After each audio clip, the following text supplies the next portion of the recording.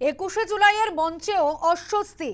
মমতার কথায় মঞ্চ ছাড়লেন কল্যাণ বন্দ্যোপাধ্যায়। যে ছবি আপনাদের সামনে আমরা রাখবো, একেবারে 21শে জুলাইয়ের শহীদ দিবসের কর্মসূচিতে কালীঘাট তৃণমূল কংগ্রেসের মঞ্চে দেখা গেল অস্বস্তিকর পরিস্থিতি। তারামণ্ডলের সামনে কালীঘাট তৃণমূলের সভা মঞ্চে বক্তব্য রাখার সময় দলের শীর্ষস্থানীয় নেতা কল্যাণ বন্দ্যোপাধ্যায়কে ভাষণ সংক্ষিপ্ত করার নির্দেশ দেন মমতা বন্দ্যোপাধ্যায় এবং তারপরেই কিন্তু কল্যাণ বন্দ্যোপাধ্যায় একেবারে মঞ্চ ছেড়ে চলে গেলেন।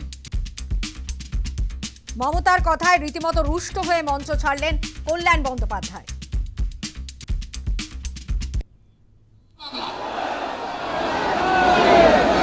কল্যাণ বন্দ্যোপাধ্যায়কে ধন্যবাদ। আমি অনুরোধ করব সাংসদ অধ্যাপক সৌগত রায়কে বলার জন্য। আপনাদের বাড়িতে আক্রমণ হয়েছে, আপনারা অনেকে আহত হয়েছেন। জয় বাংলা। কল্যাণ বন্দ্যোপাধ্যায়কে ধন্যবাদ। আমি অনুরোধ করব সাংসদ অধ্যাপক সৌগত রায়কে বলার জন্য। আপনাদের বাড়িতে আক্রমণ হয়েছে, আপনারা অনেকে আহত হয়েছেন। মরবো না, দুবেলা মরার আগে মরবো না ভাই, মরবো না। একদমই যে পরিস্থিতি আপনাদের সামনে আমরা তুলে ধরলাম। পশ্চিমবাংলার কর্মী খুন হয়েছে, তাদের জন্য লড়াই। এ লড়াই পশ্চিমবাংলার গণতন্ত্রকে যারা শেষ করেছে তাদের বিরুদ্ধে লড়াই। এ লড়াই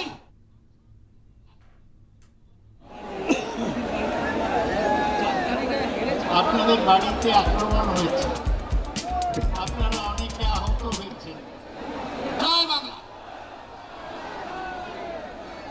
21শে জুলাইয়ের শহীদ দিবসের কর্মসূচি এবং তাতেও অস্বস্তি, একেবারে সভা মঞ্চে অস্বস্তির ছবি সামনে এলো। কালীঘাট তৃণমূলের সভা মঞ্চের পরিস্থিতি আপনাদের সামনে আমরা রাখছি। মমতা বন্দ্যোপাধ্যায়ের কথায় একেবারে রুষ্ট হয়ে মঞ্চ ছাড়লেন কল্যাণ বন্দ্যোপাধ্যায়। সাংসদ অধ্যাপক সৌগত রায়কে বলার জন্য। আপনাদের বাড়িতে আক্রমণ হয়েছে, আপনারা অনেকে আহত হয়েছেন। বন্দ্যোপাধ্যায়কে ধন্যবাদ। আমি অনুরোধ করব সাংসদ অধ্যাপক সৌগত রায়কে বলার জন্য। আপনাদের বাড়িতে আক্রমণ হয়েছে। আপনাদের আরো একবার যে ছবি আমরা তুলে ধরছি, যে 21শে জুলাইয়ের শহীদ সমাবেশের মঞ্চ, আর সেখানেও যথেষ্ট অস্বস্তিতে পড়ল কালীঘাট তৃণমূল। আমাদের সঙ্গে টেলিফোন লাইনে রয়েছেন স্পেশাল করেসপন্ডেন্ট সুকোমল ঘোষ।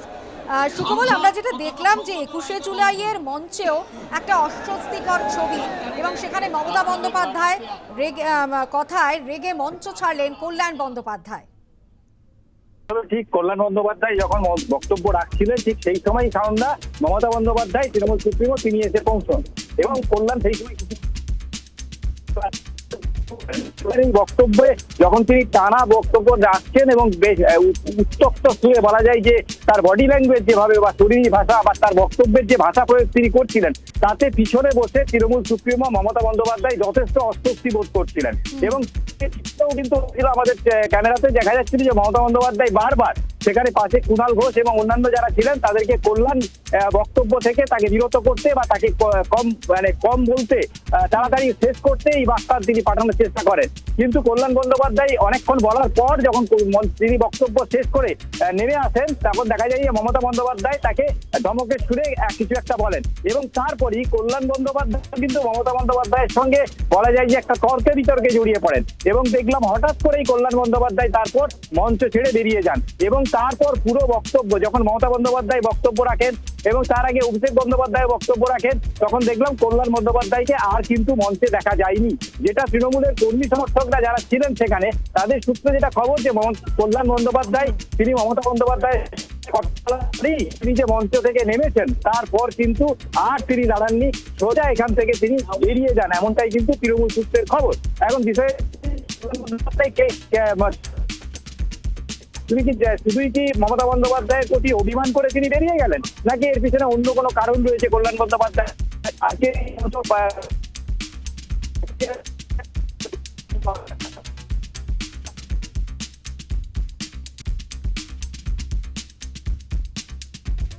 ধন্যবাদ সুকোমল। আমরা কথা বলছিলাম স্পেশাল করেসপন্ডেন্ট সুকোমল ঘোষের সঙ্গে। আপনাদের যে পরিস্থিতি আমরা দেখাচ্ছি যে 21শে জুলাইয়ের মঞ্চেও রীতিমতো অস্বস্তিকর একটা ছবি দেখা গেল কালীঘাট তৃণমূল পন্থীদের সমাবেশে, এবং সেখানে মমতা বন্দ্যোপাধ্যায় যিনি সুপ্রিমো তিনি কল্যাণ বন্দ্যোপাধ্যায়কে বক্তৃতা বা তার ভাষণ সংক্ষিপ্ত করার নির্দেশ দেন এবং কুকথার যে ফুলঝুরি সেটা বন্ধ করতে বলেন, কথা কম বলার নির্দেশ দেন মমতা বন্দ্যোপাধ্যায়। এবং রীতিমতো তারপরেই যেটা দেখা যায় যে মমতা বন্দ্যোপাধ্যায়ের কথায় রীতিমতো রুষ্ট হন কল্যাণ বন্দ্যোপাধ্যায় এবং মঞ্চ ছেড়ে তিনি সেখান থেকে চলে যান। দেখাচ্ছি সেই ছবি। শহীদ মঞ্চেও কিন্তু একটা রাগারাগি কল্যাণ বন্দ্যোপাধ্যায় তিনি রুষ্ট হচ্ছেন মমতা বন্দ্যোপাধ্যায়ের বক্তব্যে, অর্থাৎ 21শে জুলাইয়ের শহীদ দিবসের সভা মঞ্চেও একটা অস্বস্তিকর পরিবেশ দেখা গেল কালীঘাট তৃণমূলের। তারামণ্ডলের সামনে কালীঘাট তৃণমূলের সভা মঞ্চে বক্তব্য রাখার সময় দলের শীর্ষস্থানীয় নেতা কল্যাণ বন্দ্যোপাধ্যায়কে ভাষণ সংক্ষিপ্ত করার নির্দেশ দেন মমতা বন্দ্যোপাধ্যায় এবং তারপরেও কিন্তু কল্যাণ বন্দ্যোপাধ্যায় তিনি রুষ্ট হন রীতিমতো এবং তারপর তিনি মঞ্চ ছেড়ে চলেও যান।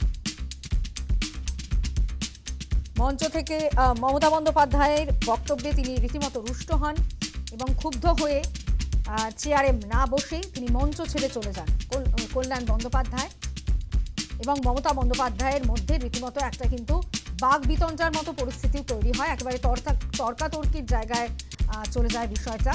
এবং সেখানেও দেখা গেল যে 21শে জুলাইয়ের মঞ্চেও কালীঘাট তৃণমূলের অস্বস্তির একটা ছবি সামনে এলো। এদিন মঞ্চে একের পর এক নেতা বক্তব্য রাখছিলেন। মমতা বন্দ্যোপাধ্যায় যখন সভাস্থলে পৌঁছন সেই সময় বক্তব্য রাখছিলেন সাংসদ কল্যাণ বন্দ্যোপাধ্যায়। ঠিক কি হয়েছিল পরিস্থিতিটা আরো একবার আপনাদের আপনারা অনেকে আহত হয়েছে। দুবেলা মরার আগে মরবো না ভাই, মরবো না। হরিখানা বাইতে গেলে মাঝে মাঝে তুফান মেলে, তাই বলে হাল ছেড়ে দিয়ে কান্নাকাটি করবো না। আমরা ভয় করব, ভয় অত্যাচার কাল রাত্রেও। জয় বাংলা। কল্যাণ বন্দ্যোপাধ্যায়কে ধন্যবাদ। আমি অনুরোধ করব সাংসদ অধ্যাপক সৌগত রায়কে বলার জন্য। জয় বাংলা। কল্যাণ বন্দ্যোপাধ্যায়কে ধন্যবাদ। আমি অনুরোধ করব সাংসদ অধ্যাপক সৌগত রায়কে বলার জন্য। আপনাদের বাড়িতে আক্রমণ হয়েছে, আপনারা অনেকে আহত হয়েছে। আমাদের সঙ্গে এই মুহূর্তে টেলিফোন লাইনে রয়েছেন বিজেপির মুখপাত্র দেবজিৎ সরকার। দেবজিৎ, আমরা যেভাবে দেখলাম যে 21শে জুলাই আমরা প্রত্যেকেই জানি এবারের 21শে জুলাই অনেকটাই ব্যতিক্রমী, সেই চেনা ছবি দেখা যায়নি, সেই ভিড়ে ঠাসা কর্মসূচি দেখা যায়নি এবং অন্যদিকে যে ছবি উঠে এলো কালীঘাট তৃণমূলের সভামঞ্চে একটা অস্বস্তিকর ছবি উঠে এলো যেখানে মমতা বন্দ্যোপাধ্যায় কল্যাণ বন্দ্যোপাধ্যায়কে তার ভাষণ সংক্ষিপ্ত করার নির্দেশ দেন এবং তারপরে রুষ্ট হয়ে কল্যাণ বন্দ্যোপাধ্যায় চেয়ারে না বসে মঞ্চ ছেড়ে চলে যান। আচ্ছা, এগুলো নিয়ে আলোচনা করার মতন কি কোনো বিষয় আছে? মানুষ ওদেরকে পরিত্যাগ করেছে। তৃণমূল কংগ্রেস গৃহীত, পরীক্ষিত এবং পরিত্যক্ত একটি বিষয় মানুষ আপন করে নিয়েছিল। তারপরে মানুষ হাড়ে হাড়ে বুঝেছে যে দশক ধরে কি অত্যাচারিত হতে হয়েছে। এবারে তারা তাকে ছিটকে সরিয়ে দিয়েছেন।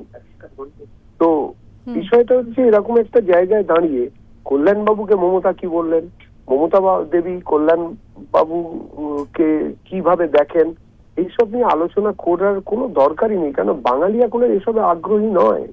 বাঙালি এখন একটা সাধনায় নেমেছে। গত প্রায় 50 বছর ধরে বামেরা এবং তৃণমূল কংগ্রেস যেভাবে আমাদের রাজ্যকে একটা অন্ধকার কোণে ঠেলে দিয়েছিল, সেখান থেকে প্রথম শ্রেণীর 3টি রাজ্যের মধ্যে একটি রাজ্যে পরিণত হবার সাধনা করছে বাঙালি। তাতে যোগ্য সঙ্গত করছে ভারতীয় জনতা পার্টি এবং রাজ্য সরকার।